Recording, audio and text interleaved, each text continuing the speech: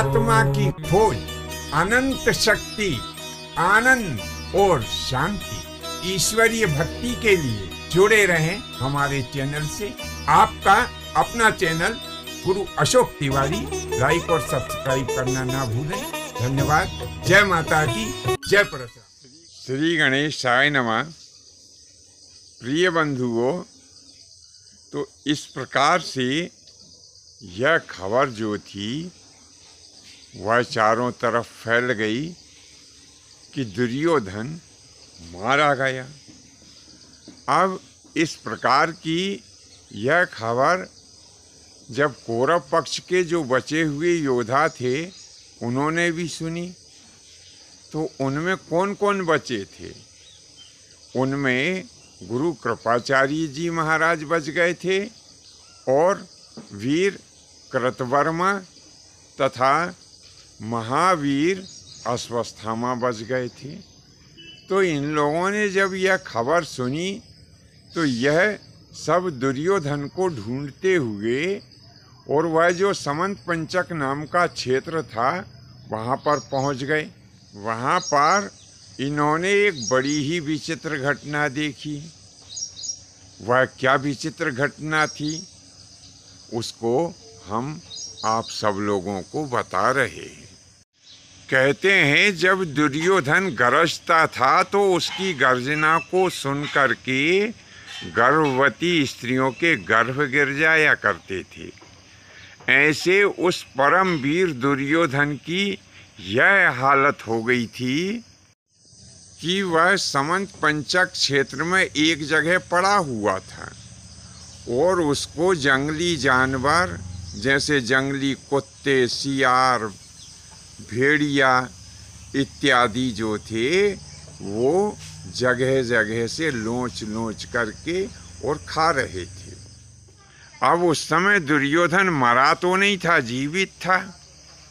तो वह अपनी रक्षा के लिए इधर उधर हाथ पैर पटकता और कभी कभी अपनी गदा उठा करके और उन जानवरों को भगा भी देता था, लेकिन वो भागते नहीं थे।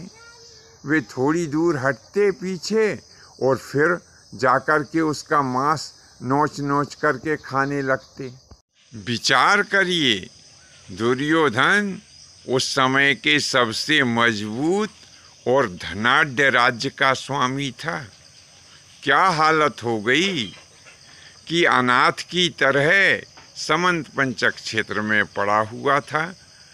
कुत्ते, कौवे, सियार और भेड़िए उसको जगह जगह से लोच लोच करके खा रहे थे। ये हालत हो गई उसकी।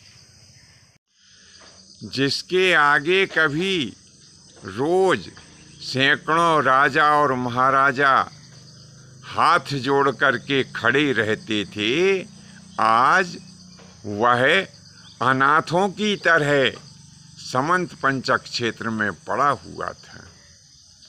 जो कभी लाखों लोगों को दान दिया करता था, जो लाखों लोगों की रक्षा करता था, आज उसकी हालत देख लो क्या हो गई। खुद की रक्षा नहीं कर पा रहा था। दान देने वाला आज भूखा और प्यासा वहाँ पर रण क्षेत्र में पड़ा हुआ था। उसकी ऐसी हालत देख करके और गुरु पुत्र अश्वत्थामा बड़ी ही जोर से रो पड़े। तो अश्वत्थामा को इस प्रकार से रोते हुए देख करके और दुर्योधन कहने लगा कि हे मेरे गुरु के पुत्र और मेरे प्रिय सखा, सुनो, तुम परम ज्ञानवान होते हुए भी और अज्ञानियों जैसा व्यवहार कर रहे हो। अरे मित्र, इस धराधाम के ऊपर जिसने भी जन्म लिया है उसकी मृत्यु होना निश्चित है, और जिसकी मृत्यु हो गई है उसका जन्म होना भी निश्चित है। यह परम अनिवार्य चक्र है, सृष्टि का नियम है और इसे कोई रोक नहीं सकता। यह अनवरत रूप से चलता रहता है। जन्म होने वाले की मृत्यु होती है और जिसकी मृत्यु हो गई है उसका जन्म होता है। यही सृष्टि का चक्र है।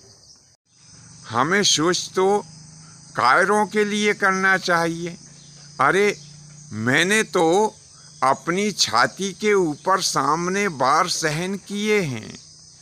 मैं परम वीर गति को प्राप्त हो रहा हूँ, इसलिए तुम्हें मेरे लिए दुख नहीं करना चाहिए। मैंने पाप किए हैं या पुण्य किए हैं, मेरे को उसका क्या फल प्राप्त होगा, यह तो सब ऊपर वाले के हाथ में है। जब मैं यमराज के यहाँ जाऊँगा वहाँ पर इसका फैसला होगा, और जैसा मैंने कर्म किया है वैसा उसका मुझे फल प्राप्त होगा। इसमें कोई चिंता नहीं करना चाहिए।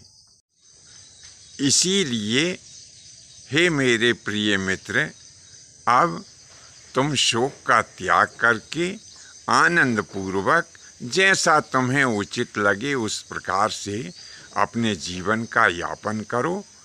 मैं तुम्हारे ऊपर बड़ा ही प्रसन्न हूँ। मैं भगवान के यहाँ जाकर के तुम्हारे मिलने की वहाँ पर प्रतीक्षा करूँगा। दुर्योधन के ऐसे वचनों को सुनकर के अश्वत्थामा ने बड़ी जोर से यह प्रतिज्ञा की कि मैं आज रात्रि में ही 5 पांडवों के सहित उनकी संपूर्ण सेना का वध कर डालूंगा। ऐसा कहकर वे तीनों वीर वहाँ से चले गए। बंधुओं, आज के लिए बस इतना ही। शेष फिर कभी नए विषय के साथ में आपकी सेवा में उपस्थित होंगे। तब तक के लिए आज्ञा दें। धन्यवाद। जय माता की, जय परशुराम जी की।